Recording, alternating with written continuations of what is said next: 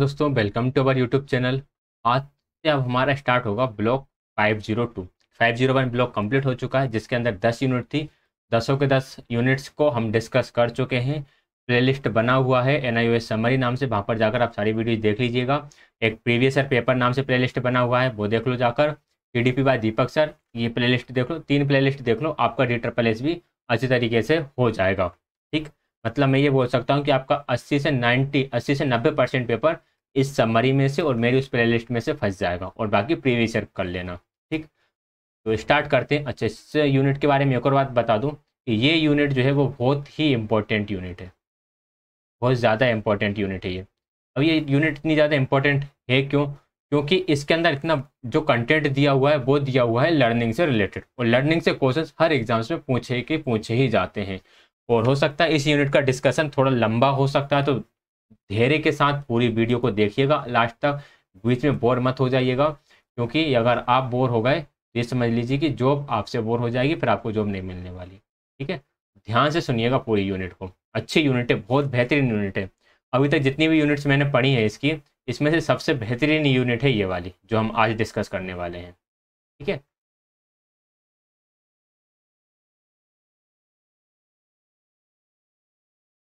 Unit first discuss करेंगे 502 का। विद्यालय के शुरुआती समय के दौरान अधिगम और शिक्षण। जब बच्चे का एडमिशन होता है तब किस तरह का अधिगम होगा और किस तरह का शिक्षण होगा, इसके बारे में इस यूनिट में हम बात करेंगे।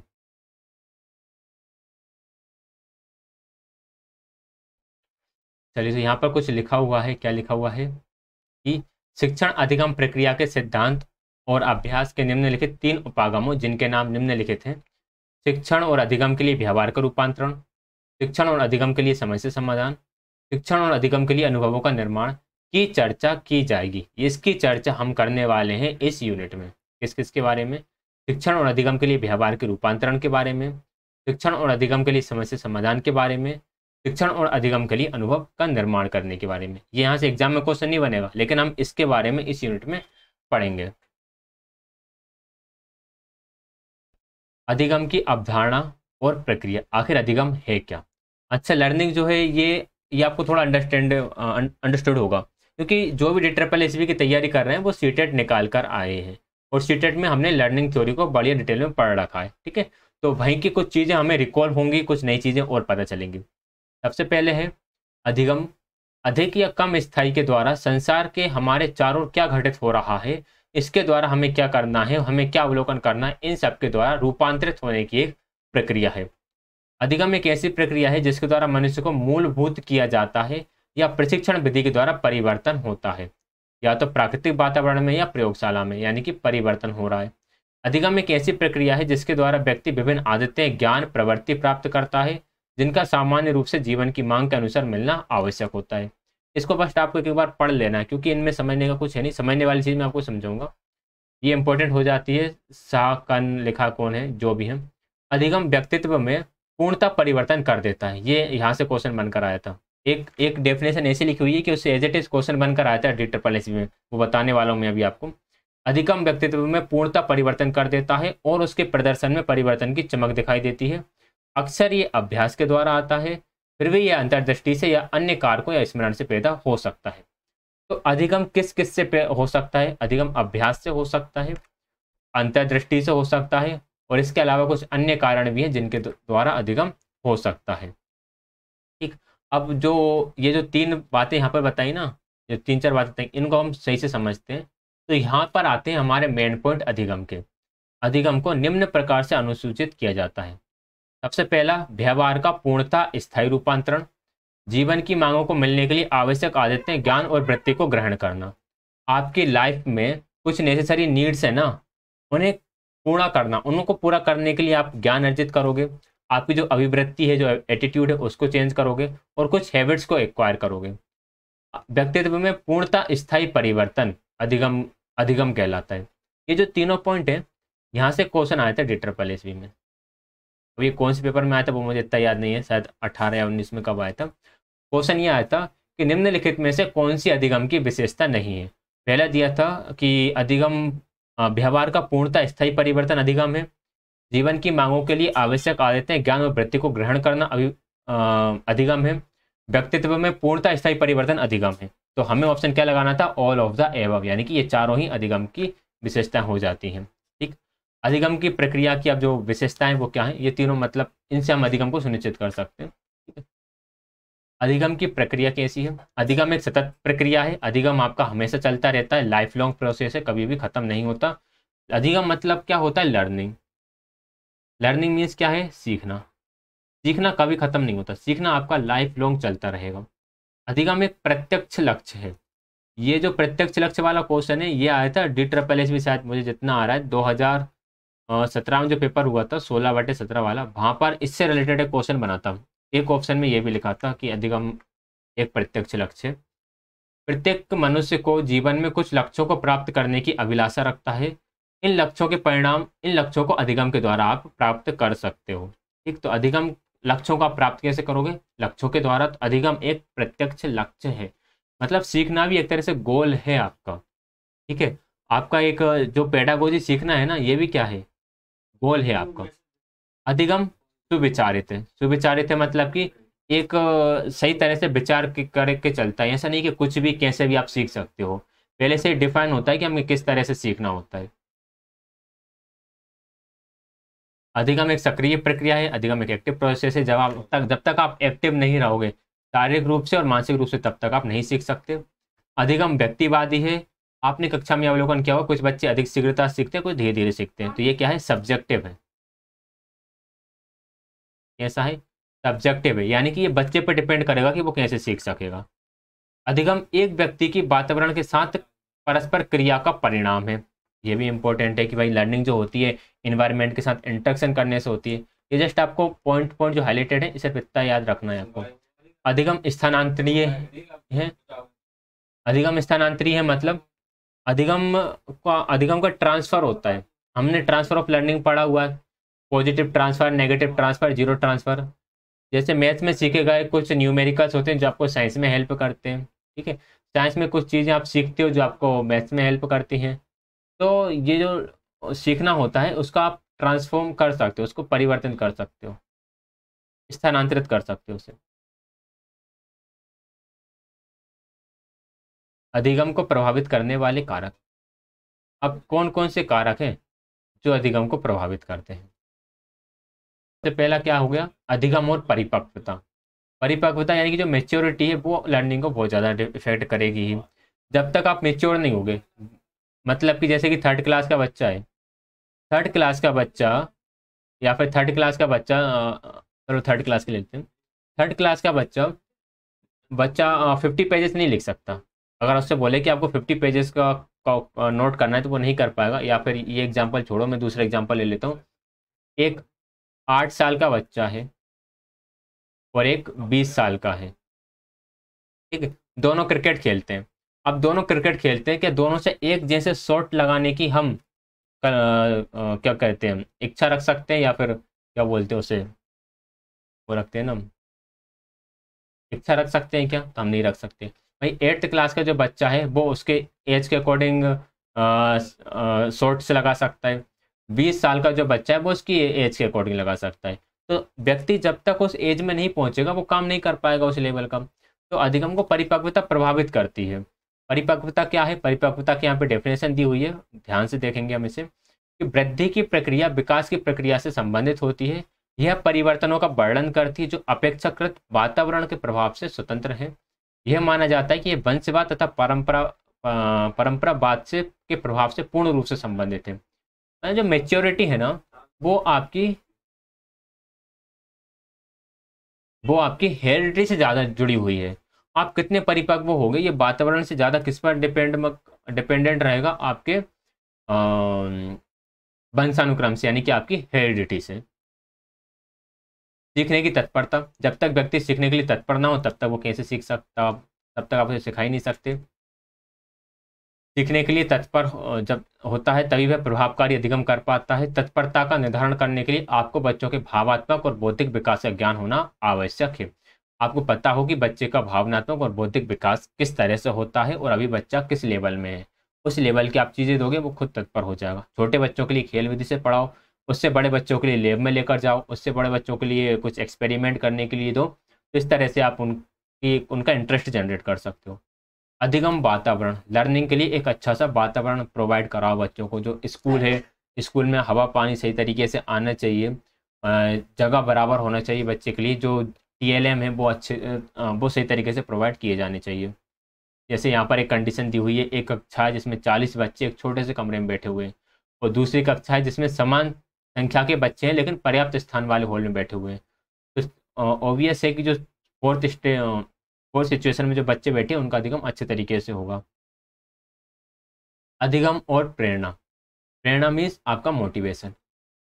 प्रेरणा क्या है? वह आंतरिक बल है जो व्यक्ति को कार्य पूर्ण करने तक उसके समस्त क्रियाकलापों को नियंत्रित व दिशा देती है।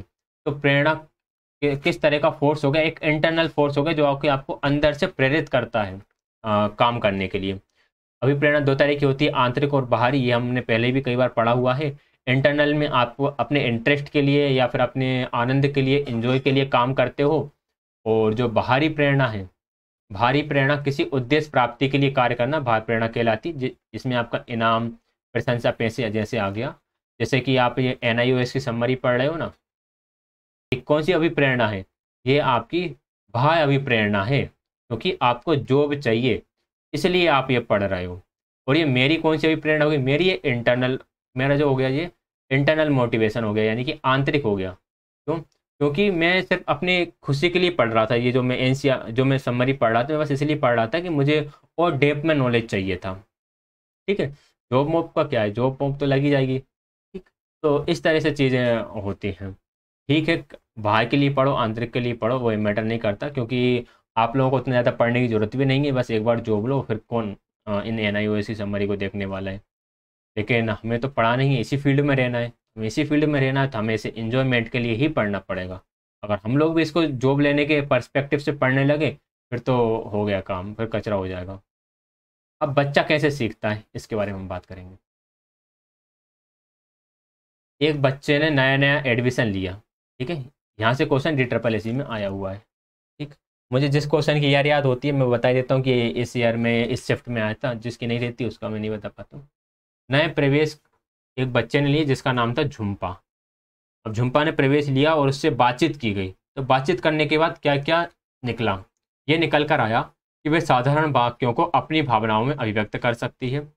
दूसरा ये निकल कर आया कि वे विषय के अनुसार क्रिया के काल का उपयुक्त प्रयोग करते हुए बोल सकती है। मतलब कि भूतकाल, वर्तमान काल, भविष्य काल, प्रेजेंट, पास्ट, फ्यूचर, इन टेंस का वो सही तरीके से यूज़ कर सकती है। कि मैंने कल खाना खाया था, हम कल बाहर जाएंगे, मैं अभी स्कूल में हूँ।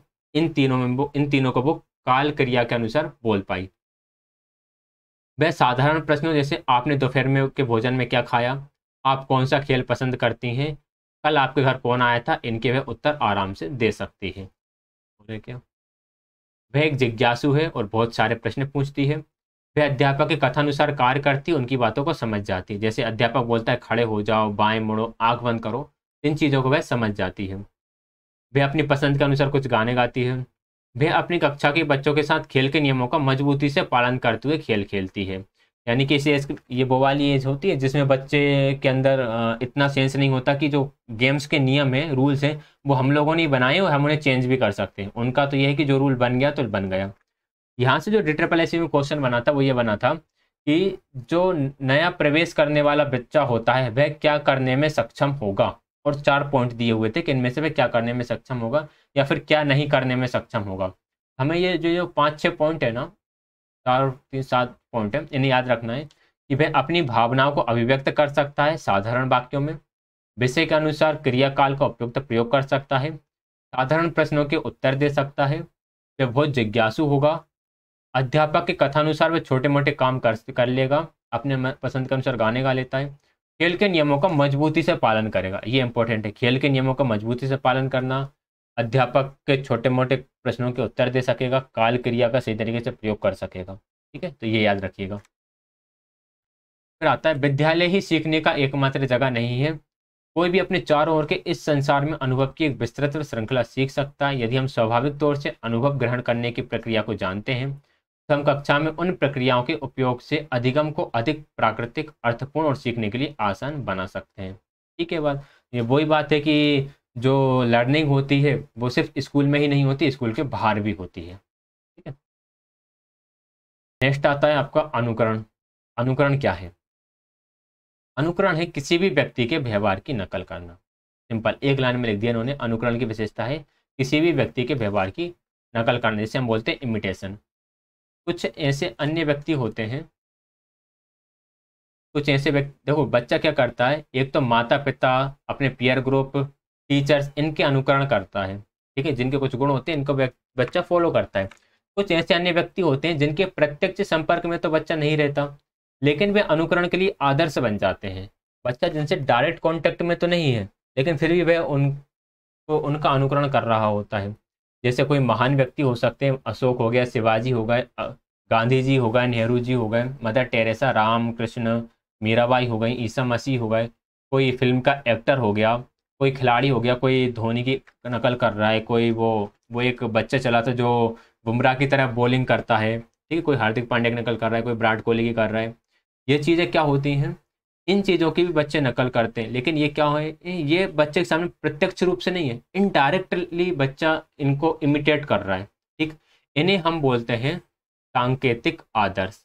कौन से आदर्श बोलते हैं? सांकेतिक आदर्श। ये इंपॉर्टेंट पॉइंट है कि जब बच्चा ऐसे व्यक्तियों का अनुकरण करता है जो उसके सामने प्रस्तुत नहीं है, लेकिन अप्रत्यक्ष रूप से उनका अनुकरण कर रहा है, तो उसे हम बोलेंगे सांकेतिक आदर्श।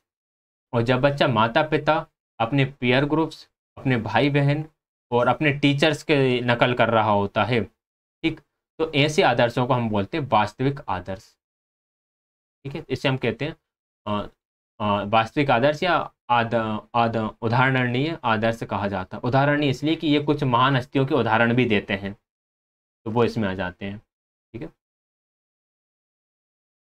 आगे हम बात करेंगे अनुकरण को बल देने वाले कारक कौन कौन से हैं? प्रशंसा करना, इनाम प्रदान करना, संतोषजनक परिणाम, यदि बच्चा ने कुछ काम करा, किसी की नकल करी और नकल करने के बाद उससे उसको संतुष्टि मिली, तो बच्चा उस काम को फिर क्या करेगा, दोबारा से करेगा।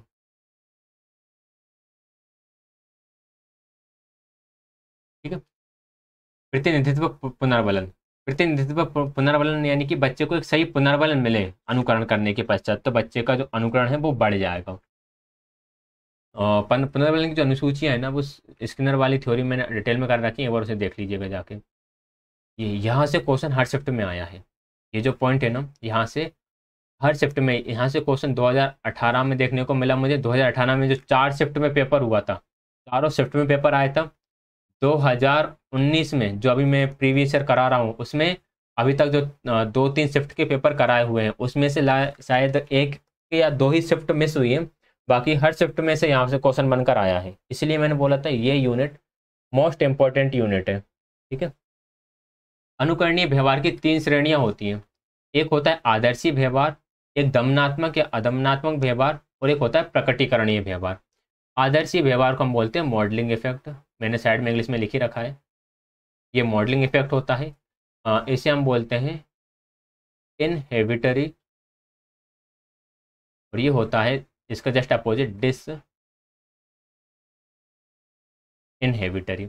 और प्रकटीकरणीय व्यवहार होता है एलिसिटिंग, एलिसिटिंग या इलेक्टिंग, जो भी है देख लेना है ना, पढ़ लो बस, याद रह जाए आपको एग्जाम में, क्योंकि बहुत इंपॉर्टेंट टॉपिक है ये।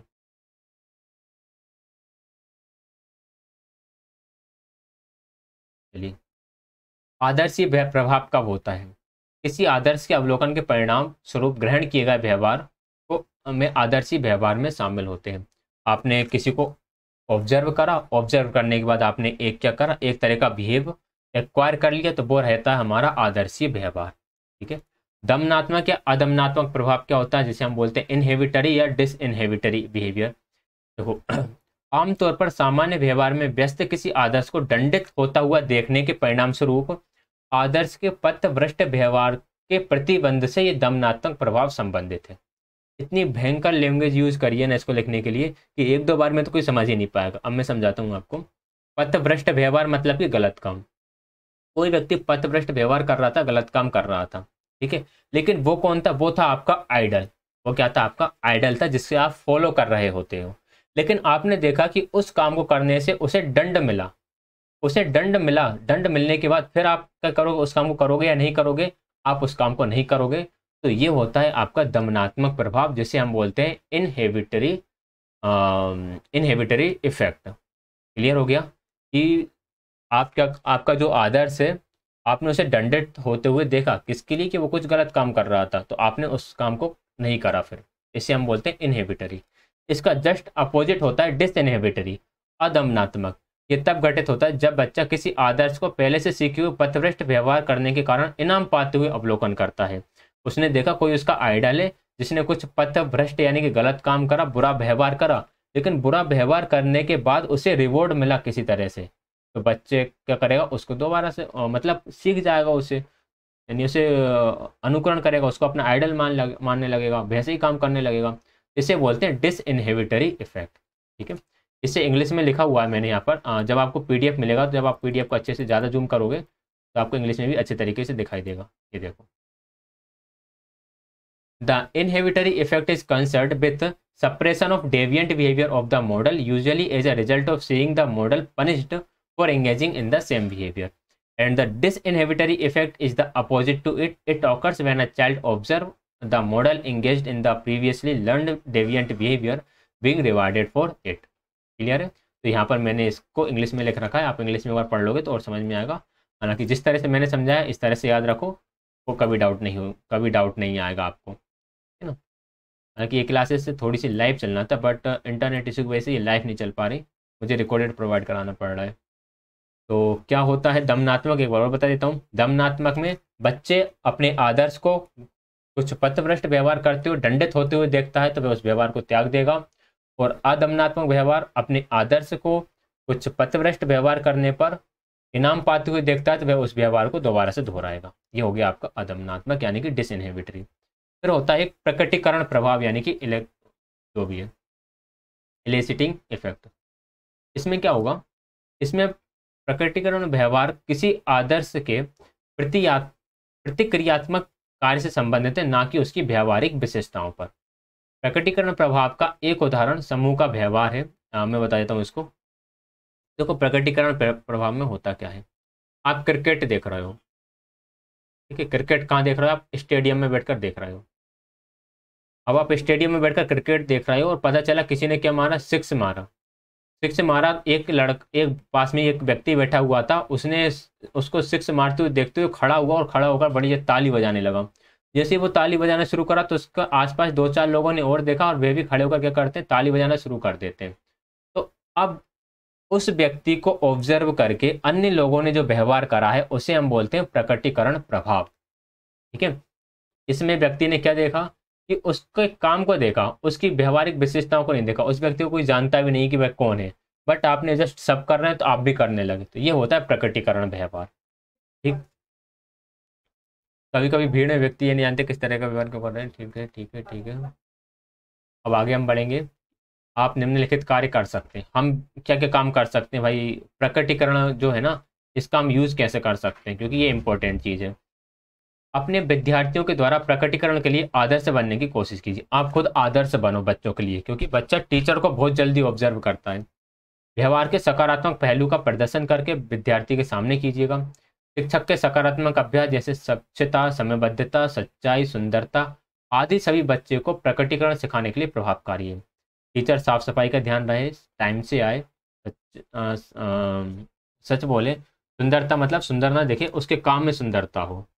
ठीक है, ये काफ़ी इंपॉर्टेंट पॉइंट लिखा हुआ है। कभी भी अपनी किसी भी कमजोरी का प्रदर्शन बच्चों के सामने नहीं करना है। ठीक है, मजाक में या किसी भी तरीके से आपको कभी भी आपका जो भी वीक पॉइंट है, कोई भी सब्जेक्ट को लेकर भी हो सकता है या कुछ भी हो सकता है, लेकिन आपको उसे बच्चे के सामने नहीं बताना है। जब आप इतिहास, सामाजिक विज्ञान, साहित्य की कहानी आदि बच्चों को सिखा रहे हो, हमेशा महत्वपूर्ण चरित्रों को, सकारात्मक पहलुओं को बच्चों के द्वारा प्रकटीकरण के लिए चिन्हांकित कीजिएगा। ये इंपॉर्टेंट पॉइंट है यहाँ पर, और ये बहुत ज़्यादा इंपॉर्टेंट है, क्योंकि देखो क्यों है इम्पोर्टेंट कि कुछ ऐसे कैरेक्टर्स हैं जिन्होंने काम अच्छा करा है, लेकिन थोड़ा बहुत काम गलत होने की वजह से हम उनके नेगेटिव पॉइंट्स को बहुत जल्दी आगे रख देते हैं। एक सिंपल एग्जांपल है गांधी जी का। ठीक है, अब गांधी जी के बारे में आपकी विचारधारा कुछ भी हो, हालांकि इन्होंने बहुत बढ़िया काम करा है अपनी लाइफ में, ऐसे ही नहीं ये राष्ट्रपिता कहलाते हैं। इन्होंने अपने पूरा लाइफ में जो संघर्ष, स्ट्रगल करा है, जब आप इनकी एक बुक पढ़ोगे, माई एक्सपेरिमेंट्स विथ ट्रुथ, तब आपको पता चलेगा। तो उन्होंने बहुत अच्छे काम करे हैं, लेकिन कई लोगों के माइंड में इनके लिए नेगेटिव थॉट्स बन गए हैं। लेकिन आपको बच्चों के सामने उन नेगेटिव पॉइंट्स को नहीं प्रेजेंट करना है, आपको उनके सामने गांधी जी के जो भी पॉजिटिव पॉइंट्स थे, जैसे कि अहिंसा हो गया, सच बोलना हो गया, समयबद्धता हो गया, ये पॉइंट्स को उनके सामने प्रेजेंट करना है। इन्होंने आज़ादी के लिए कितना संघर्ष करा, इन पॉइंट्स को बच्चों के सामने रखना है। ठीक है। अगर इसी के साथ हम नेहरू जी की बात करें, अब आप बोलोगे सर नेहरू जी के सामने हम अच्छा कैसे बोल सकते हैं, लेकिन बच्चों के सामने नेहरू जी के बारे में भी आपको अच्छा ही बोलना है कि ये हमारे देश के पहले प्रधानमंत्री हुए हैं, एंड इन्हीं के जन्मदिन को हम चिल्ड्रंस डे के रूप में बनाते हैं। तो ऐसी अच्छी अच्छी चीज़ें इनके सामने, बच्चों के सामने प्रेजेंट करो। ठीक है। तो इस बात का ध्यान रखना चाहिए हम लोगों को। नेक्स्ट आते हैं, जब कोई बच्चा सकारात्मक व्यवहार को प्रकट करता है तो इसे पहचानने की कोशिश कीजिए और उसे उत्साहित कीजिए कि वह ऐसा पुनः करे। कोई बच्चा पॉजिटिव पॉइंट रखता है तो आपको उसे और उत्साहित करना चाहिए। ठीक है। अब अवलोकन, अवलोकन यानी कि ऑब्जर्वेशन। अवलोकनात्मक अधिगम, स्थापन्य अधिगम, सामाजिक अधिगम या आदर्श अधिगम के नाम से जाना जाता है। कुल मिलाकर हम वेंडुरा की थ्योरी पढ़ेंगे यहाँ पर। इसकी थ्योरी वेंडुरा की, जो वेंडुरा का जो सोशल अधिगम थ्योरी था, आधा हिंदी आधा इंग्लिश में बोल दिया मैंने, सोशल लर्निंग जो थ्योरी था, वो थ्योरी को यहाँ पर हम समझने वाले हैं। ठीक है। मैंने हाईलाइटेड कर रखा है इसे, लेकिन अगर आप चाहो तो इसे पूरा भी पढ़ सकते हो। ठीक। तो उन्होंने स्थापन्य अधिगम, जिसे हम बोलते हैं वाइकेरियस लर्निंग, यहाँ पे लिखा हुआ है मैंने, वाइकेरियस लर्निंग, सोशल लर्निंग और मॉडलिंग की बात करी है। वाइकेरियस लर्निंग क्या है? वाइकेरियस लर्निंग मतलब किसी को देखकर ही सीख जाना, आपने जस्ट उसे देखा करते हुए और वो ही आप सीख गए। वाइकेरियस आपने पनिशमेंट सुना होगा, जैसे कि घर में अगर एक बच्चा पिट रहा हो तो जो दूसरा होगा वो खुद चुप हो जाएगा कि अपना नंबर भी आ सकता है, तो वो भी कुछ गलत काम नहीं करेगा। आदर्शात्मक अधिगम मॉडलिंग हो सकती है। एंड वाइकेरियस मोटिवेशन भी होता है, वाइकेरियस रेनफोर्समेंट होता है। आपने घर के सामने किसी व्यक्ति को देखा जो पहले पढ़ाई करता था और आज वो गवर्नमेंट जॉब में है, तो आप उससे मोटिवेट होगे और आप भी उसके लिए मेहनत करोगे। तो ये सब कुछ आपका वाइकेरियस लर्निंग में चला जाता है। वाइकेरियस मतलब ही होता है आप अप्रत्यक्ष रूप से सीखना। अवलोकन इस प्रकार का अधिगम है जो दूसरों के द्वारा दिए गए व्यवहार के देखने, अपनाने व परखने से ग्रहण किया जाता है। यह अनुकरण से अलग है, ये इंपॉर्टेंट पॉइंट हो जाएगा। यह अनुकरण से अलग है, इसमें अवलोकन करता आदर्श व्यवहार की नकल करता है एवं उसका पुनः निर्माण करता है। उसको नकल करेगा और फिर पुनः निर्माण मतलब अपने अकॉर्डिंग उसको क्रिएट करेगा या प्रोड्यूस करेगा। वेंडुरा ने 1977 में दिया था। इनके सिद्धांत की कितनी विशेषताएं थी? 4 विशेषताएं थी। कौन कौन सी? Attention, retention, reproduction and motivation. Attention, retention, reproduction, motivation. अवधान लिख देता हूँ यहाँ पर हिंदी एक बार। कौन कौन सी थी? एक दो थी अवधान, जिसे हम बोलेंगे अटेंशन। फिर एक थी अटेंशन, रिटेंशन, रिटेंशन यानी कि धारण।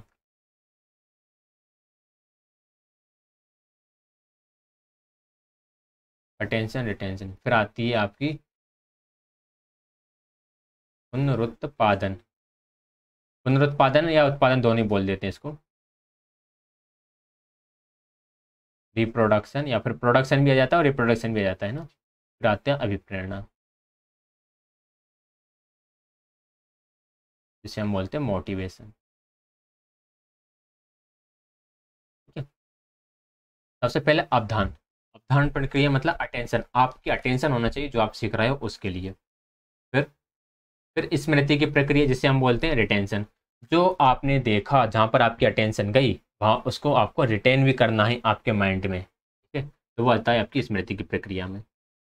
वेंडुरा सुझावित करते हैं कि एक आदर्श सीखने का सबसे अच्छा तरीका है अवलोकन किए गए व्यवहार को संज्ञानात्मक रूप से संबंधित और अभ्यास करना और इसके बाद उस पर कार्य करना।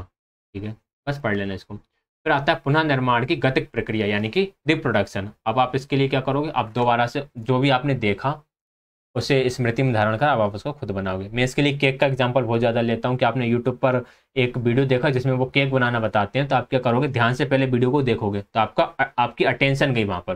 फिर आप जो मेथड है कि क्या क्या उसके लिए आपको चाहिए उसको आपने माइंड में रिटेन कर लिया।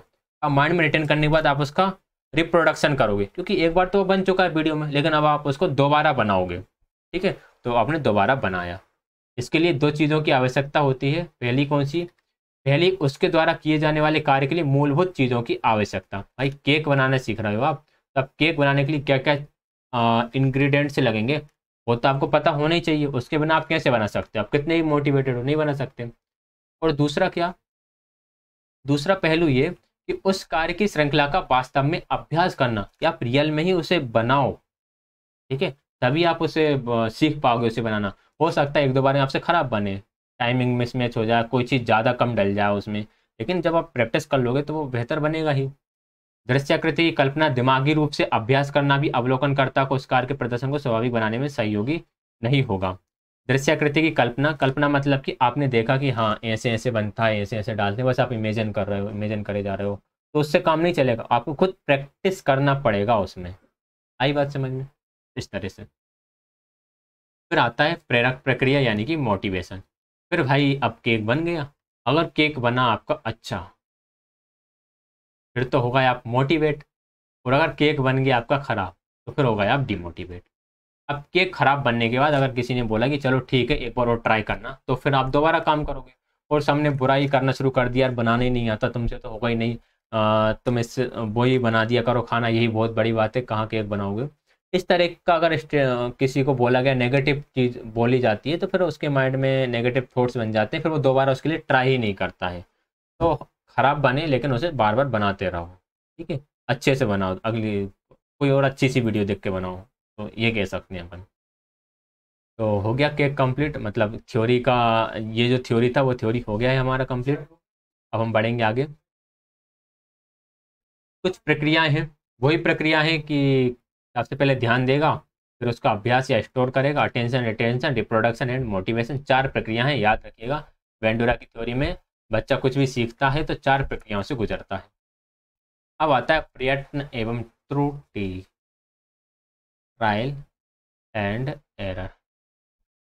अच्छा, इसको देखने के बाद एक बात बताना आप लोग कमेंट में कि ये यूनिट में कुछ अपनापन लग रहा होगा। ठीक है, अपनापन मतलब कि जैसे इतने टाइम से हमने अभी 10 यूनिट कंप्लीट करी, लेकिन उनमें वो फील नहीं आया होगा पढ़ने का, क्योंकि बहुत सारी चीज़ें कुछ ऐसी थी कि यार ये हम पढ़ क्या रहे हैं। लेकिन इसमें लग रहा होगा कि हाँ कुछ चीज़ें हैं जो हमारी ही जनरेशन की हैं, कि हाँ अब लग रहा होगा कि पेडागोजी हम लोग पढ़ रहे हैं, क्योंकि ये चीज़ें आपने पहले पेडागोजी में पढ़ रखी हैं, आपको चीज़ें और आसानी से समझ में आ रही होंगी। तो जो स्टार्टिंग की 10 यूनिट्स थी उसमें बहुत ही माइनर कुछ ही पॉइंट्स थे जो हमने पहले पढ़ रखे थे, सब कुछ हमारे लिए नया ही था, तो वहाँ पर हमें थोड़ा सा माइंड पे ज़्यादा फोकस लगाने की ज़रूरत थी ना। चलो करें इसे। प्रयत्न में त्रुटि इसको भी हाईलाइट कर रखा है, लेकिन आप चाहें तो इसे भी पूरा पढ़ सकते हैं, ठीक, क्योंकि ये यहाँ पर थॉर्नडाइक का थ्योरी आ जाएगा आपको। थॉर्नडाइक ने 1913 में बिल्ली पर करा प्रयोग। यह क्या प्रयोग था सब जानते हैं, बिल्ली थी, बिल्ली अंदर थी, बाहर मछली थी, इसमें लाई, बिल्ली ने इधर उधर हाथ चलाए, उस पर खटके मटके पर जिस पे भी उसका हाथ पड़ा, गेट खोला, बिल्ली बाहर आई, उसने खा लिया, मछली को खा लिया, हो गया काम। 3 नियम दिए, मुख्य 3 नियम दिए। अभ्यास का नियम, लॉ ऑफ प्रैक्टिस, या फिर एक्सरसाइज बोल देते हैं। प्रभाव का नियम, लॉ ऑफ इफेक्ट। और क्या था, तत्परता का नियम, लॉ ऑफ रेडीनेस। ठीक है, अभ्यास का नियम क्या बोलता है, जितनी ज़्यादा आप प्रैक्टिस करोगे उतना ही आप इम्प्रूव कर जाओगे।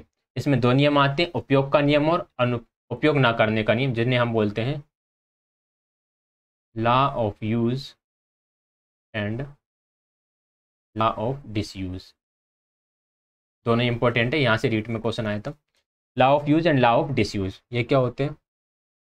भाई आपने कुछ सीखा, ठीक है, अब सीख तो लिया, मान लो एक डॉक्टर है, उसने ऑपरेशन करना सीख लिया, प्रैक्टिस करके करके ऑपरेशन करना सीख लिया, लेकिन अब वो यदि अपनी प्रैक्टिस कंटिन्यू नहीं रखता, तो क्या वो ऑपरेशन करना उसके माइंड में हमेशा रहेगा?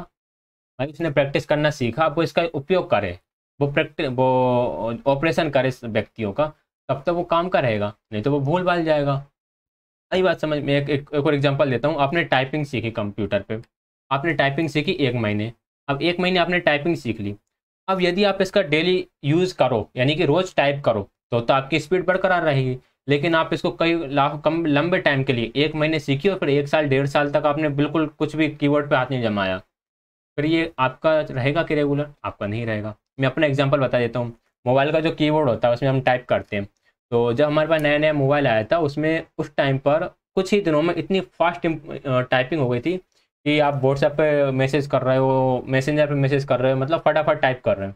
और अभी मैं जब भी व्हाट्सएप टेलीग्राम पे कहीं भी कोई मैसेज करता हूँ तो मुझे हर बार कुछ ना कुछ एरर हो ही जाते हैं, और इतना स्लो स्लो टाइप होता है, बहुत ही स्लो। क्यों? क्योंकि अब आदत ही नहीं है।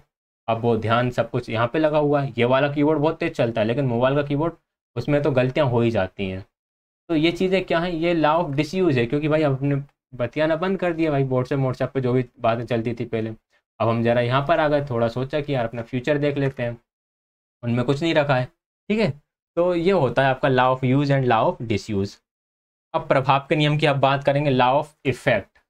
लॉ ऑफ इफेक्ट मतलब काम करने से यदि आपको क्या मिले, संतुष्टि मिले, तो आप काम करोगे। काम करने से यदि आपको क्या मिले, संतुष्टि ना मिले, मुंह से ही बनाता हूँ इसका मैं। काम करने से आपको क्या मिले, आपको संतुष्टि ना मिले, तो आप उसे दोबारा करोगे, आप उससे दोबारा नहीं करोगे। तो ये बोलता है प्रभाव का नियम। तत्परता का नियम, जब तक बच्चा रेडी ना हो तब तक आप उससे कुछ नहीं करा सकते। सिंपल सा यही मतलब है इसका। जब तक बच्चा तैयार नहीं हो हम उसे नहीं पढ़ा सकते। तत्पर करने का काम किसका? तत्पर करने का काम भी शिक्षक का ही है। सहभागिता की बात करेंगे, पार्टिसिपेशन। यदि बच्चा खुद पार्टिसिपेट करे तो अधिगम प्रक्रिया बहुत ही प्रभावी बनने वाली है। सहभागिता से अधिगम करके सीखना अर्थपूर्ण अधिगम के लिए एक प्रभावशाली विधि है। सहभागिता के क्या क्या लाभ हैं भाई? जब बच्चा खुद सहभागी हो गया ना, पार्टिसिपेट कर रहा है खुद, तो सक्रिय और अर्थपूर्ण अधिगम होगा। एक दूसरे के बीच अनुभवों का बांटना, भाई व्यक्ति अनुभवों को बांटेगा जब जिसके साथ भी सीख रहा होगा। किसी कार्य को सफलता पूर्वक पूर्ण करने के लिए सम्मिलित संसाधनों को आकर्षित करना। अब काम को सही ढंग से आप पूरा करो, उसमें कौन कौन से रिसोर्सेज लगेंगे उनको आप लेकर आओगे। खोज करना, तर्क वितर्क करना, समस्या को हल करने के लिए खोजपूर्ण तथा वैकल्पिक समस्या समाधान निकालना। अब आप खुद उसमें पार्टिसिपेट कर गए ना, आप उसमें खुद इंगेज हो गए, तो आप भाई उसमें तर्क वितर्क भी करोगे, यानी कि जिसे हम तर्क वितर्क को बोलते हैं, डिबेट्स भी आप करोगे। आप डिस्कवरी लर्निंग लगाओगे, तरीके लगाओगे, कुछ अल्टरनेट तरीके लगाओगे। जैसे मैथमेटिक्स में होता है, कोई क्वेश्चन है नहीं आ रहा, टीचर्स ने बच्चे से बोल दिया तुम ही करो, मेथड लगाओ इसको कैसे कर सकते हैं, तो हो सकता है बच्चा को एक इसकी एक वैकल्पिक मेथड ढूंढ ले। सहायता करना, बांटना, महसूस करना, सामाजिक गुणों को, व्यक्तिगत गुणों के विकास होते हैं इसमें, आत्मविश्वास, आत्मशक्ति, प्रश्न पूछने का साहस, समूह में सहभागिता आदि इस प्रकार का।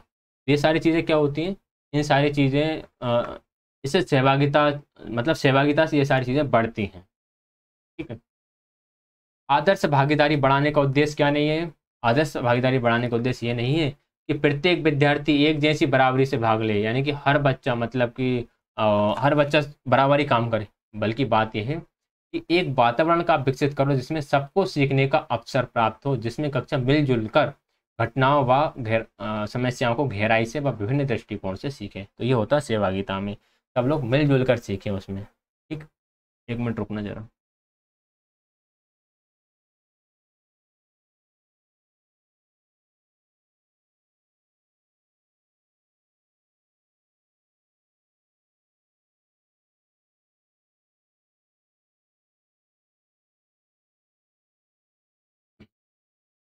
तो सहभागिता में क्या होता है, सहभागिता आदर्श भागीदारी में सब बच्चे मिलजुल कर काम कर रहे होते हैं, ठीक, और एक दूसरे से कुछ ना कुछ सीख रहे होते हैं।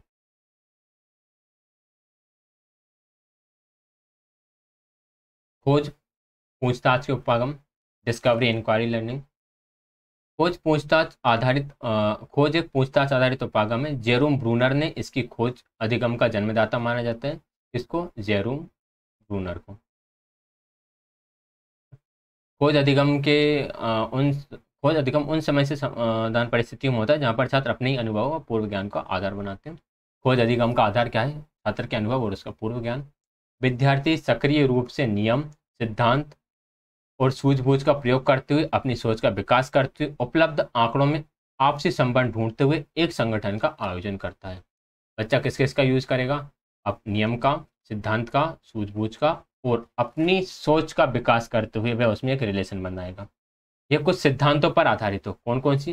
सक्रियता का सिद्धांत, तर्कपूर्ण चिंतन का सिद्धांत, ज्ञात से अज्ञात की ओर जाने का सिद्धांत, उद्देश्यपूर्ण अनुभवों का सिद्धांत और वैकल्पिक खोजों का सिद्धांत। ठीक है। अगर हम इसमें सक्रियता का सिद्धांत की बात करें तो खोजपूर्ण उपागम में बच्चा एक्टिव होना चाहिए। तर्कपूर्ण सिद्धांत चिंतन की बात करें तो बच्चा लॉजिक लगाने वाला होना चाहिए, उसकी लॉजिकल थिंकिंग हो। ज्ञात से अज्ञात की ओर जाओ, आपको जो पता है उससे आप नोन से अननोन की ओर जाओ। उद्देश्यपूर्ण अनुभवों का सिद्धांत एंड वैकल्पिक खोज, कुछ वैकल्पिक तरीका से सोचो। खोजपूर्ण अधिगम में अध्यापक समस्याओं का निर्माण करता है, समाधान में सहायता करता है और बच्चों के लिए एकत्रित होकर मिलजुल कर समस्या समाधान करने की प्रक्रिया को संभव बनाता है। तो टीचर क्या करेगा, समस्याओं का निर्माण करेगा और समाधान में सहायता करेगा। खोजपूर्ण अधिगम के लिए कैसे प्रोत्साहित कर सकते हैं। अब खोजपूर्ण अधिगम के लिए आप बच्चों को प्रोत्साहित करना है, कैसे करोगे, उनके सामने हम क्या करेंगे, समस्या रख देंगे और बोलेंगे इसे सोल्व कर। सीधी सी बात। अपने शिक्षण का मुख्य उद्देश्य कुछ क्रियाकलाप है, प्रश्न पूछना, अवलोकन करना, वर्गीकरण करना, सामान्यीकरण करना, जांच करना आदि सभी प्रक्रिया का विकास करो। पाठ्य योजना की पाठ्य वस्तु की प्रतिक्रिया, पाठ्य वस्तु बच्चों की प्रतिक्रिया पर आधारित होना चाहिए, बच्चे के रिस्पॉन्स पर डिपेंड होना चाहिए। जो बुक से अभिसारी या अपसारी दोनों को ही शामिल करना है, ठीक है।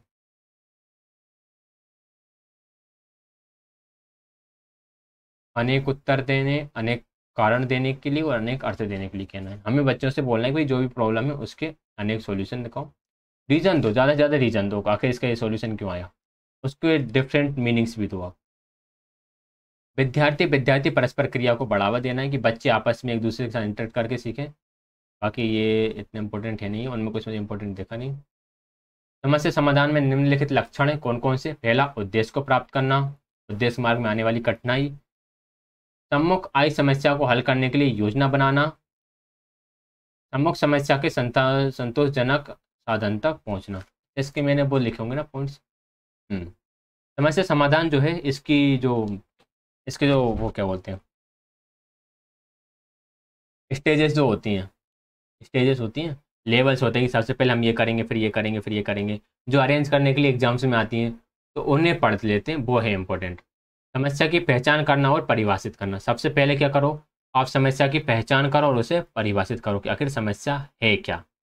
फिर समस्या का विश्लेषण करना कि उसे एनालाइज करके देख रहे हो कि इसमें क्या क्या चीज़ें हैं। विभिन्न अवधारणाओं के बीच संबंधों की स्पष्ट रूप से व्याख्या। अब भाई आप कुछ अवधारणा भी बनाओगे ना उसे सोल्व करने के लिए, तो उनके बीच संबंध की आप एक स्पष्ट व्याख्या करो। परिकल्पना का निर्माण, फिर आप कुछ परिकल्पनाएं बनाओगे कि आखिर इस समस्या के सॉल्यूशन क्या हो सकते हैं या फिर ये समस्या जनरेट किस किस रीजन से हुई। परिकल्पना की जांच करोगे आप कि जो हाइपोथेसिस है वो सही है या गलत है। परिणामों का सत्यापन, परिणामों का सत्यापन करने का मतलब क्या है कि आपने हाइपोथेसिस वगैरह सब कुछ बना ली, अब आप उसे क्या करोगे, प्रूफ करोगे, ठीक है। एक एनसीईआरटी में एग्जांपल दिया हुआ है परिकल्पना बनाने का, या फिर मैं अपना ये वो एग्जांपल कुछ इस तरह से है कि एक दिन आंधी तूफान चलते हैं तो पेड़ की पत्तियां गिर जाती हैं, तो फिर आप उसके लिए हाइपोथेसिस बनाते हो कि पेड़ की पत्तियां आखिर क्यों गिरी। ये क्या होता है, परिकल्पना बनाने का निर्माण, परिकल्पना निर्माण करना होता है। जैसे कि आप अनुमान लगाओगे कि रात को हो सकता है आंधी तूफान आए हो सकता है कोई व्यक्ति आया हो जिसने पेड़ की पत्तियों को, मतलब पेड़ को हिला दिया हो, कुछ डालों को, जिस वजह से पत्तियां गिर गई हैं। हो सकता है रात को बंदर आए हों। ये जो है ना आपने रीजन बताया वो परिकल्पना का निर्माण करना होता है। जैसे आप कोई रीजन आप नहीं बताते, कोई भी सिचुएशन हुई, जैसे कोई, हाँ चलो एक ये बहुत ज़्यादा चलता है कि आप किसी दिन लेट आए घर पर, आप लेट आते हो, आप लेट घर पर आते हो, या फिर कोई कोई एग्जांपल मेरे माइंड में एकदम से क्लिक नहीं कर रहा है ना, कोई एग्जांपल अगर मैं आपको बताऊंगा, हम इसे फिनिश कर लेते हैं पहले फटाफट। वो बंदर वाला एग्जांपल ही ध्यान रखो अभी। शिक्षक की भूमिका निम्नलिखित प्रकार से। समस्या समाधान में शिक्षक की भूमिका क्या है। अच्छा, इसका सीक्वेंस याद रखना है ना, मैं एक बार बता देता हूँ, इसका सीक्वेंस याद रखना कि पहले समस्या की पहचान करना, समस्या का विश्लेषण करना, अवधारणाएं बनाना, उनके बीच संबंध स्थापित करना, परिकल्पनाओं का निर्माण करना, परिकल्पना की जांच और परिणामों का सत्यापन। ठीक, शिक्षक की भूमिका क्या क्या रहेगी इसमें। समस्या की परिस्थिति का सृजन करना, शिक्षक एक ऐसी परिस्थिति बनाएगा जिसमें समस्या हो। कक्षा में भयमुक्त वातावरण बनाना, किसी बच्चे को डरने की कोई जरूरत नहीं है, सोल्व हो जाए ठीक है, नहीं हो तो भी कोई दिक्कत नहीं। समस्या को समझने, परिभाषित करने और वर्णन करने में बच्चों की सहायता करना, समस्या का विश्लेषण करने में बच्चों की सहायता करना, परिकल्पना का निर्माण करने, जांच करने के लिए बच्चों को प्रोत्साहित करना, बच्चों में जटिल सोच, मुक्त मस्तिष्क को हम बोलते हैं ब्रेन स्टॉर्मिंग, ब्रेन स्टॉर्मिंग, पूछताछ करने का साहस और खोज का विकास करने में उनकी सहायता करना। ये सब काम होगा टीचर के। अधिगम सार्थकता के रूप में तो ये आप पढ़ लीजिएगा। अवबोधन क्या है? अवबोधन मतलब कि अंडरस्टैंडिंग।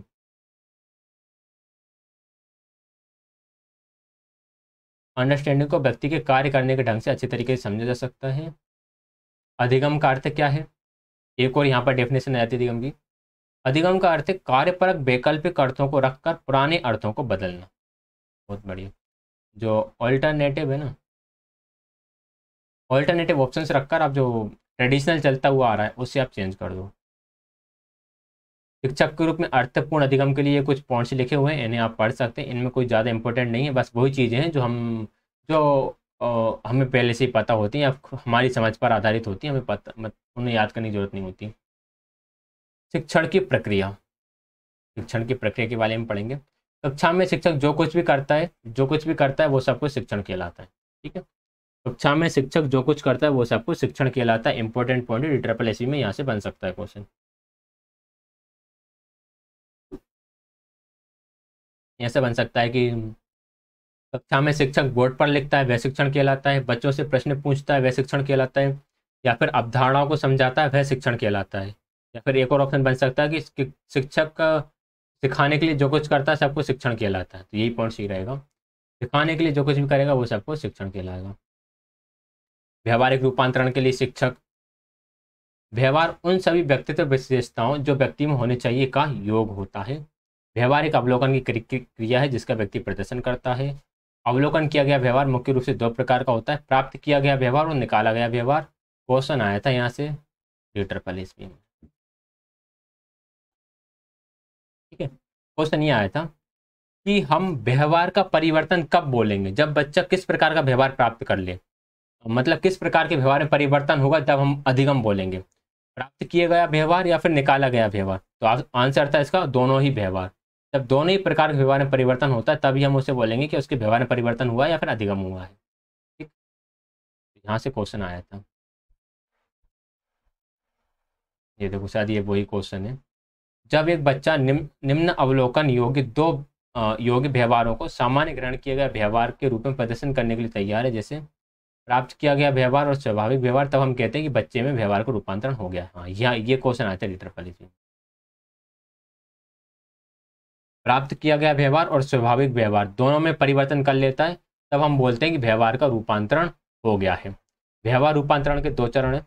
पहले चरण में संबंधित व्यवहारिक क्रियाएं बराबर जब अपेक्षा की जाए तब होती हैं। दूसरे चरण सुधार को निरंतर बनाए रखने से संबंधित है ताकि वर्तमान और सीखे हुए व्यवहार में गुणवत्ता लाने के लिए नए सुधार की आदत पक्की करने के लिए दोहराव और सुधार किया जा सके।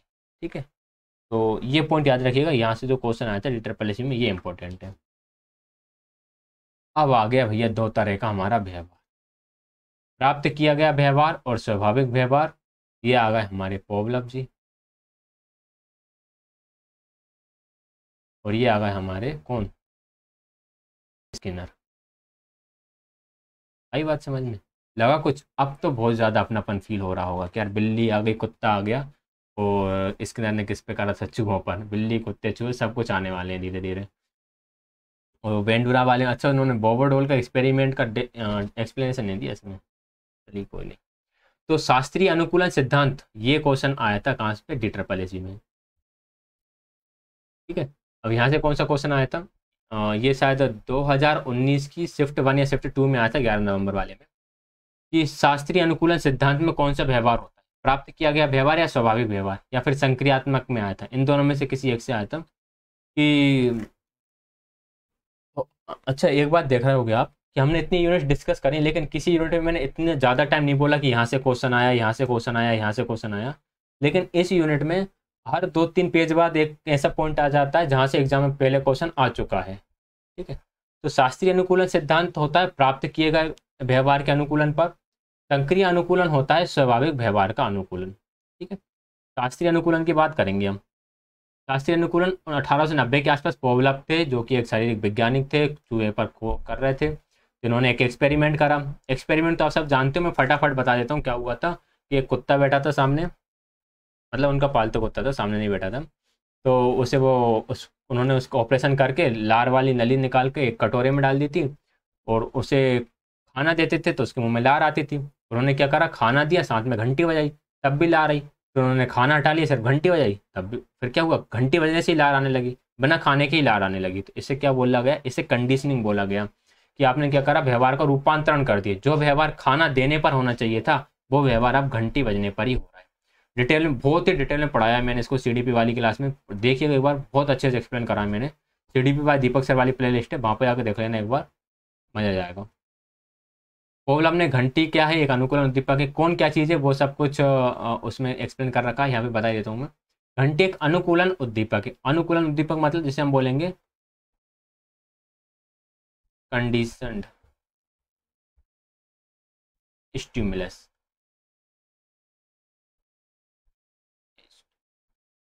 स्टिमुलस किस पहले देख लेना शायद क्या होती है। खाना क्या हो गया, एक प्राकृतिक या स्वाभाविक उद्दीपक हो गया, ये हो गया आपका नेचुरल स्टिमुलस। खाने को देखकर लार का टपकना एक स्वाभाविक क्रिया हो गई, जिसे हम बोलेंगे नेचुरल रिस्पॉन्स। नेचुरल रिस्पॉन्स या फिर इसे बोलते हैं हम अनकंडीशनड रिस्पॉन्स। कौन सा, अनकंडीशनड रिस्पॉन्स। और घंटी बजने पर लार टपकना एक अस्वाभाविक या अनुकूलन प्रतिक्रिया है, इसे हम बोलेंगे कंडीशनड रिस्पॉन्स। ठीक है, देखो दो तीन चीज संभाल लो, इसमें थ्योरी बिल्कुल इजी है। कंडीशन स्टिमुलस, कंडीशन स्टिमुलस क्या है, आपकी हुई घंटी। ठीक है, एंड अनकंडीशनड स्टिमुलस क्या है, अनकंडीशनड स्टिमुलस ये हो गया आपका खाना। कंडीशन रिस्पॉन्स क्या है, खाने को देखकर क्या आना, लार का आना। अनकंडीशनड रिस्पॉन्स क्या है, सॉरी ये अनकंडीशनड रिस्पॉन्स, अनकंडीशन रिस्पॉन्स है खाने को देख के लार आना। और कंडीशन रिस्पॉन्स क्या होगा, कंडीशन रिस्पॉन्स होगा घंटी को बजने के बाद लार आना। ये समझ लो बस, इतने में काम हो जाएगा आपका।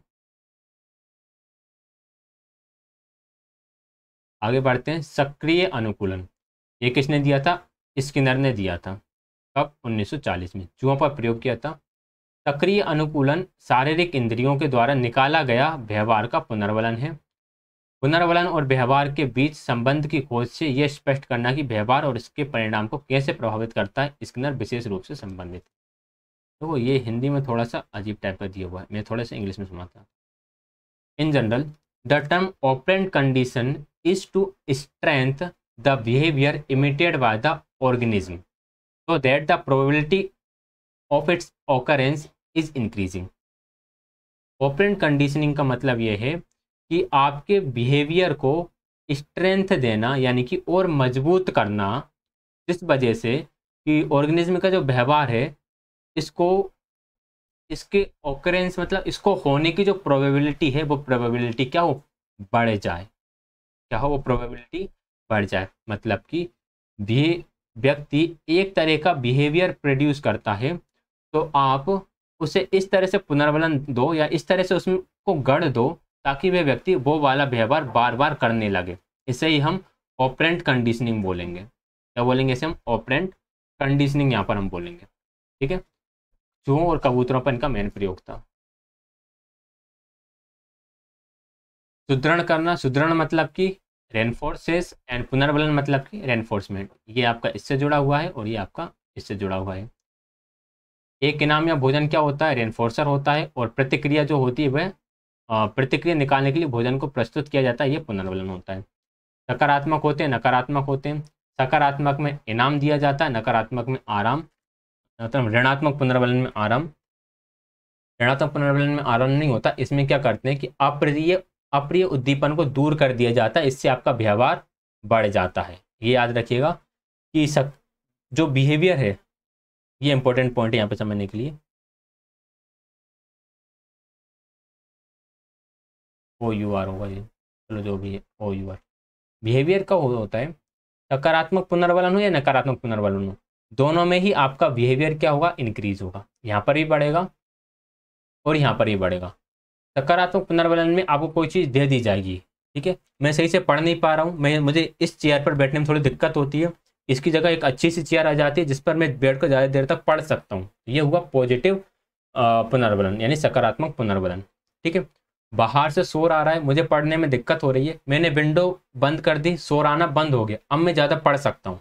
मैंने क्या करा, यहाँ पर जो शोर आ रहा था उसे मैंने हटा दिया, ये हुआ ऋणात्मक पुनर्बलन। तो पॉजिटिव रेनफोर्समेंट हो या नेगेटिव रेनफोर्समेंट हो, दोनों से ही आपका बिहेवियर बढ़ जाता है। हाँ बैठा लूँ। इसके बाद आते हैं हम, जब इनका निवारण हो जाता है तो विद्यार्थी को सुख मिलता है और वह अपनी प्रक्रिया को सुधार कर लेता है। दंड क्या है, दंड अलग है। दंड ऐसा होता है शारीरिक दंड देना, डांटना, चेतावनी, छुट्टी वगैरह, छुट्टी बंद कर देना, ये सारी चीज़ें। योजनाबद्ध अधिगम निर्देशन, programme learning and programmed instruction, ये स्किनर ने दी हुई है, ये बात ध्यान रखिएगा। कंप्यूटर असिस्टेड लर्निंग, ये भी किस सिद्धांत से निकल कर आया, स्किनर के सिद्धांत से ही निकल कर आया। अधिगम में अभ्यास की भूमिका, प्रैक्टिस की कितनी इंपॉर्टेंस है लर्निंग में। तो अभ्यास बिना पुनर्बलन किए अधिगम को नहीं बढ़ा सकते, यानी कि जब तक आप बच्चा प्रैक्टिस नहीं करेगा वो नहीं बढ़ेगा। पुनर्बलन में बदला व्यवहार सुधार में मदद करता है। पुनर्बलन में बदला मतलब कि आपको हमेशा एक ही तरह का पुनर्बलन नहीं देना बच्चे को, आपको अलग अलग देना है। अप्रिय व्यवहार को समाप्त करने में सज़ा अधिक प्रभावशाली नहीं है। पनिशमेंट को ये अवॉइड करने की बात करते हैं, पनिशमेंट को इतनी इंपॉर्टेंस नहीं दी जाती। कार्य में रुचि और सुधार अधिगम के लिए चालक की तरह है। कार्य में यदि बच्चे को इंटरेस्ट है और बच्चा उसमें कुछ सुधार करता है तो उसका अधिगम जो है वो अच्छी तरीके से चलेगा, यानी कि ड्राइव होगा। इसकी सबसे बड़ी आलोचना क्या है, इसमें प्रत्येक व्यवहार से दिखाई देने वाली व्यवहारिक क्रिया पर ध्यान दिया जाता है, उसी को अधिगम का प्रतीक समझा जाता है। मतलब कि केवल व्यवहार में जो चीज़ दिखाई दे रही है उस पर ध्यान देंगे और उसी को हम समझेंगे कि भाई यही अधिगम की प्रक्रिया है, तो कुछ इस तरह से। फिर आता है कॉग्निटिव, यानी कि संज्ञानात्मक विकास के लिए प्रशिक्षण। एक मिनट, संज्ञानात्मक विकास के लिए शिक्षण पढ़ेंगे अब हम, है ना। यहाँ तक हमारा हो गया था, ये सब हमने हो गया था। संज्ञानात्मक विकास के लिए शिक्षण, cognition in the art of knowing. अच्छा सॉरी, थोड़ा सा डिस्टर्बेंस हो गया, इस वजह से माइंड भी थोड़ा हट गया था। संज्ञानात्मकता का शाब्दिक अर्थ जानने की कला है। संज्ञानात्मक वर्ड जो है इसका मतलब क्या है, इसका मतलब होता है जानने की कला। जो कॉग्निशन वर्ड है ना, इस वर्ड का मतलब क्या है, कॉग्निशन का मतलब है आर्ट ऑफ यार, ठीक है। आपने कोई भी चीज़ जान रहे हो तो जानने की एक कला होती है कि आप किस तरह से उस चीज़ को जान पाओगे, तो उसे ही हम बोलते हैं कॉग्निशन, इसे बोलेंगे आर्ट ऑफ नोइंग। इस पर प्याजे का सिद्धांत है। प्याजे ने संज्ञानात्मक विकास का सिद्धांत दिया जो कि जन्म से लेकर 14-15 वर्ष तक की आयु तक चला, ठीक है। अच्छा, इनका जो सिद्धांत की फोर्थ अवस्था है ना, फोर्थ स्टेज, वो 11-12 से लेकर 14-15 वर्ष तक ही होती है। इन्होंने बाल मनोविज्ञान पर ही काम करा है, ठीक है, इसके बाद की अवस्था पर इन्होंने काम नहीं करा। और 14-15 साल की अवस्था पर विकास जो होगा वो चरम सीमा पर होगा। 4 अवस्थाएं दी, पहली संवेदी गामक अवस्था, सेकंड पूर्व संक्रियात्मक अवस्था, थर्ड है स्थूल संक्रिया काल और फोर्थ है औपचारिक अवस्था। इसे हम क्या बोलते हैं, sensory motor stage and pre operation stage, concrete operation stage and formal operation stage. Time period भी याद रखिएगा, हालांकि याद ही होगा, सीटेड में सबने पढ़ ही रखा है। अच्छा, ये जो बीच में पॉइंट मैंने छोड़ रखे हैं, जीन प्याजे की थ्योरी, आप चाहें तो पूरा पढ़ सकते हैं, ये मोस्ट इंपॉर्टेंट पॉइंट है, मैंने यहाँ पे लिख भी दिया है मोस्ट इंपॉर्टेंट करके। ये टेबल मोस्ट इंपॉर्टेंट है, यहीं से एग्जाम में क्वेश्चन बनते हैं। संवेदी गत्यात्मक काल, सेंसरी मोटर स्टेज, जो कि जन्म से 2 वर्ष तक होती है। सेंसरी मोटर स्टेज की विशेषता क्या है, बुद्धिमत्ता संबंधित गत्यात्मक क्रियाकलाप होते हैं, यानी कि बच्चा ओनली फिजिकल एक्टिविटी ही कर पाता है, हाथ पैर चलाना जैसा। वर्तमान और नज़दीकी वस्तुओं तथा घटनाओं में संबंध, ना कोई भाषा ना ही कोई विचार, ना तो बच्चे में कोई भाषा होती इस टाइम पर, ना ही कोई विचार आता है। किसी वस्तु की वास्तविकता का भी कोई विचार नहीं होता है। फिर आएगा पूर्व संक्रियात्मक काल, जिसे हम बोलेंगे प्री ऑपरेशन स्टेज, 2 से 7 वर्ष की अवस्था तक। इसमें अहम केंद्रित विचार होता है, ईगो सेंट्रिक होता है बच्चा, यानी कि सिर्फ खुद को ही केंद्र में रखकर चीज़ों को सोच पाता है। कोई चीज़ उसके लिए ठीक है तो वो सबके लिए ठीक है, उसे खिलौने से खेलना पसंद है तो उसे लगता है कि सभी को खिलौने से खेलना पसंद होना चाहिए। इसमें 2 अवस्थाएं दी हैं, एक 2 से 4 और एक 4 से 7। 2 से 4 वर्ष की आयु तक ग्रहण बोध के आधार पर तर्क वितर्क, ग्रहण बोध मतलब कि जो चीज़ें उसे पता है उसी के आधार पर वह लॉजिक लगा पाएगा। और 4 से 7 वर्ष की आयु, तर्कपूर्ण समाधान की अपेक्षा सहज बोध से समाधान करना, खुद की अंडरस्टैंडिंग लगाना वो सीख जाएगा, थोड़ी बहुत अंडरस्टैंडिंग लगाना सीख जाएगा, लेकिन संरक्षित करने के अयोग्य होगा। कंजर्वेशन की क्वालिटी नहीं होगी। कंजर्वेशन मतलब ये होता है, संरक्षण का मतलब ये है कि कोई भी वस्तु की मात्रा या फिर उसका जो भार है, द्रव्यमान है, वह तब तक परिवर्तित नहीं हो सकता जब तक कि हम उसमें से कुछ चीज़ ऐड ना कर दें या फिर कुछ चीज़ उसमें से निकाल ना लें। आई बात समझ में? इसको थोड़ा और अच्छे से हम एक्सप्लेन करेंगे नीचे कुछ डायग्राम्स के थ्रू, वहाँ पर और अच्छे से समझ में आएगा। स्थूल संक्रियात्मक अवस्था 7 से 11 वर्ष की, इसमें कंजर्वेशन आ जाता है, यानी संरक्षित करने की योग्यता आ जाती है। वर्ग तथा संबंधों के बारे में तर्क देना, संख्याओं को समझना, स्थूल वस्तुओं और अनुभवों को समझना और विचारों में विरोधाभास करना कि यार ये विचार गलत क्यों है, इस तरह के विचार इस एज में आ जाते हैं। और फिर 11 से 14-15 वर्ष तक की आयु तक पूर्ण रूप से उसका मानसिक विकास कंप्लीट हो जाता है बच्चे का। विचारों का सामान्यीकरण हो जाएगा, वैचारिक अभिव्यक्ति की सोच आ जाएगी, परिकल्पित व्यवहार आ जाएंगे, आदर्शात्मक विकास हो जाएगा, मतलब कि हर तरह का डेवलपमेंट उसके अंदर हो जाएगा औपचारिक संक्रियात्मक अवस्था तक। ठीक, यहाँ पर ये सब कुछ हम देख ही चुके हैं। यहाँ पर एक इम्पोर्टेंट पॉइंट आएगा, वो हम संरक्षण, इसे समझ लेते हैं कि संरक्षण क्या है। ये जो बीच में मैंने हाईलाइटेड नहीं करा, यदि आपको पियाजे की थ्योरी को और मतलब यदि आपने पहले नहीं पढ़ रखा है ये सब चीज़ों को, तो आप ये जो 4 पॉइंट है, इन 4 पॉइंटों को और अच्छे से पढ़ सकते हैं। संरक्षण मतलब होता है कंजर्वेशन। कंजर्वेशन का तात्पर्य कोई भी संख्या या मात्रा तब तक नहीं बदली जा सकती जब तक कि उसमें कुछ जोड़ा या घटाया नहीं जाता, चाहे वस्तुओं या वस्तुओं के भंडारण की स्थिति या स्थान बदलता रहे। वही वाली बात हो गई कि ये क्या है, बड़ा बीकर है, एक क्या है, ये छोटा बीकर। ठीक है, दोनों में एक ही क्वांटिटी का पानी भरा जाता है, तो बच्चे को लगता है इसमें पानी ज़्यादा है, इसमें पानी कम है। ये क्या हुआ कि बच्चे में संरक्षण का गुण नहीं आया, क्योंकि भाई देखो एक सेम क्वांटिटी का वाटर है, अब आप इसकी स्थिति या स्थान को बदल दो, ये चेंज तो होना नहीं चाहिए, लेकिन बच्चा ये चीज़ नहीं समझ पाता। अगर हम इन दोनों की बात करें तो बच्चा देखेगा ये फैले हुए हैं, मतलब यहाँ पर ज़्यादा बॉल्स हैं और यहाँ पर कम बॉल्स हैं, यहाँ पर मोतियों की संख्या ज़्यादा है, यहाँ पर मोतियों की कम संख्या कम है, तो ये होगा लैक ऑफ कंजर्वेशन। जब बच्चे में कंजर्वेशन आ जाएगा तो वो बोलेगा यहाँ पर देखो चाहे यहाँ पर देखो, दोनों ही तरफ मोतियों की संख्या समान है, कोई भी कम ज़्यादा नहीं है। ठीक, वर्गीकरण, क्लासिफिकेशन मतलब वस्तुओं की समानता और भिन्नता के आधार पर उनको बांटना। एक पूर्व संक्रिया काल में बच्चा वस्तुओं का वर्गीकरण करने के योग्य नहीं होता, तो वर्गीकरण कब आएगा, मूर्त संक्रियात्मक अवस्था में आएगा। श्रेणीकरण, एक समान वस्तुओं को एक निश्चित क्रम में व्यवस्थित करने की योग्यता श्रेणीकरण कहलाती है। इन तीनों के अतिरिक्त संख्याओं को समझना, योग्यता, वर्गीकरण, श्रेणीकरण प्रत्यक्ष उत्पाद हैं जो स्थूल संक्रिया काल के दौरान विकसित होते हैं। ये इंपॉर्टेंट पॉइंट है। ये सारे चीज़ें कब डेवलप होंगे, जब बच्चा कॉन्क्रीट ऑपरेशन स्टेज में आ जाता है तब। अगला है औपचारिक संक्रिया काल। यह इसलिए औपचारिक है क्योंकि जिन मामलों से बच्चा अब तक संबंधित नहीं हो सकता था वो मुख्य रूप से काल्पनिक या परिकल्पना पर आधारित या स्थूल वस्तुओं एवं घटनाओं से स्वतंत्र एवं अमूर्त हैं। अब जो भी चीज़ें बच्चा समझने की कोशिश करेगा वो सारे अमूर्त रहेंगे, काल्पनिक रूप रहेंगे। इसमें कुछ इस तरह के क्वेश्चंस रहेंगे यदि तब वाले, जैसे कि यदि ए बड़ा हो बी से, बी बड़ा हो सी से, तो ए और सी के बीच में क्या संबंध होगा, तो हम बोलेंगे कि ए बड़ा होगा सी से भी। ठीक है, तो इस तरह की चीज़ें उसके अंदर कॉन्क्रीट ऑपरेशन स्टेज में नहीं आती, फॉर्मल ऑपरेशन स्टेज में ये चीज़ें आती हैं। ठीक है ना। फिर आ जाते हैं हमारे लेव वाइगोत्स्की। लेव वाइगोत्स्की एक प्रसिद्ध रूसी मनोवैज्ञानिक हैं। इन्होंने किस किस पर फोकस करा है, इन्होंने संस्कृति और भाषा पर ज़्यादा फोकस करा है। इन्होंने कुल 3 तरह की भाषाओं का यूज़ करा। ESSS बी में क्वेश्चन आया हुआ है 2019 में। ठीक है, कौन सी शिफ्ट में आया बस ये याद नहीं है मुझे। सामाजिक भाषण, अहम केंद्रित भाषण और अंदरूनी या मन के अंदर वाला भाषण, जिसे हम बोलते हैं इनर स्पीच। सामाजिक भाषण, सोशल स्पीच 3 से 4 वर्ष की आयु तक होता है। अहम केंद्रित भाषण 3 से 7 वर्ष की आयु तक। एंड जो इनर स्पीच है वह 7 वर्ष से ऊपर की आयु तक। ये होता है एक बिना बोला हुआ संवाद, जैसे कि आप अपने मन ही मन में कुछ बोलते रहते हो, उसे ही हम बोलते हैं इनर स्पीच। 7 वर्ष के बाद डेवलप होता है। और 7 वर्ष से पहले बच्चा ऊंचे स्वर में बोलता है, अपने बारे में बताने के लिए ऊंचे स्वर में बोलता है। बच्चा स्वयं अपने व्यवहार को नियंत्रित एवं निर्देशित करने के लिए भूमिका निभाता है।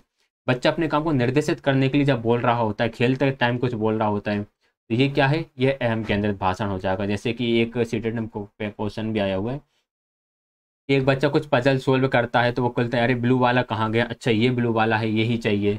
इस तरह से जब बोलता है तो वो अहम केंद्रित भाषण है। सामाजिक भाषण दूसरों को नियंत्रित करने के लिए बोलता है, जैसे बच्चा रोने लगता है, जब उसे भूख लगती है तो उसके लिए रोने लगता है, या फिर सामने अपने मम्मी को या पापा को देखकर कुछ अलग तरह की ध्वनि निकालने लगता है उनके ध्यान को आकर्षित करने के लिए, तो उसे हम सामाजिक भाषण बोलेंगे। ठीक, बात करें, जब प्राथमिक विद्यालय के बच्चों के बारे में विचार करते हैं तो उनमें से अधिक स्थूल संक्रिया काल के होते हैं, और जो उच्च प्राथमिक विद्यालय के बच्चे होते हैं वे औपचारिक संक्रिया काल के बच्चे होते हैं। यहाँ से क्वेश्चन आया था DSSP में, सीधा सीधा यहाँ से क्वेश्चन आया था, शायद 2018 के किसी एक शिफ्ट में आया हुआ है कि प्राथमिक विद्यालय के बच्चे किस अवस्था में होते हैं।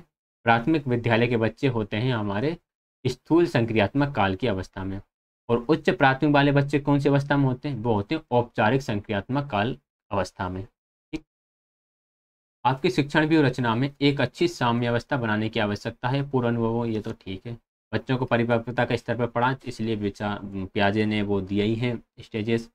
भाषा हमारे विचारों को और अभिव्यक्त करने का प्राथमिक संकेत है, इंपॉर्टेंट लाइन हो जाती है। अनुभव निर्माण के लिए शिक्षण, अनुभव निर्माण के लिए शिक्षण के बारे में हम बात करेंगे। तो संरचनात्मक अधिगम के आधार पर दो पूर्वानुमान निम्नलिखित हैं। क्या क्या? वातावरण से बच्चे की सक्रियता से ही ज्ञान की संरचना होती है, ना कि अक्रियता से, यानी कि बच्चा एक्टिव होना चाहिए लर्निंग के दौरान। वातावरण से प्राप्त बच्चे की अनुभवों के द्वारा लगाए गए रूपांतरित एवं स्वीकार आधारित प्रक्रिया जानने के लिए आना। बच्चे के जो अनुभव है उन्हें हमें स्वीकार करना है, उन्हें हमें चेंज करना है अपने हिसाब से। ज्ञान के निर्माण की प्रक्रिया निम्नलिखित प्रकार से घटित होती है। ज्ञान कैसे डेवलप होता है? सबसे पहले नए विचारों को पूर्व अनुभवों को जोड़ना, जो नया मिल रहा है उसे आप प्रीवियस नॉलेज के साथ ऐड कर रहे हो। अवधारणाओं के आपसी से संबंधों पर ध्यान केंद्रित करने से नए विचारों व ज्ञान की संरचना होती है। अधिगम की आरंभिक अवस्था में मानसिक छवि बनाना, यानी कि मेंटल स्टेट बनाना, तो पूर्व ज्ञान से जोड़ना एंड उनमें आपसी से संबंध बनाना और मेंटल स्टेट से बनाना। सामूहिक समूह में परस्पर क्रिया, जिसे हम बोलते हैं रेसिप्रोकल एक्टिविटीज, सामाजिक विषय अधिगम को सार्थक बनाने में सहायक होते हैं। यानी यदि आप समूह में काम कर रहे हो तो अधिगम आपका सार्थक बनेगा। ठीक है, यही पॉइंट्स थे। और इसके बाद ये जो पॉइंट्स है ये जस्ट अंडरस्टूड हैं कि हमें पता है कि पूर्व अनुभव के प्रति संवेदनशील होना चाहिए, वास्तविक संसार से रखना चाहिए, उन नज़दीकी वातावरण से उन्हें जोड़ना चाहिए। तो ये कुछ पॉइंट है, इन्हें आप एक बार पढ़ लीजिएगा।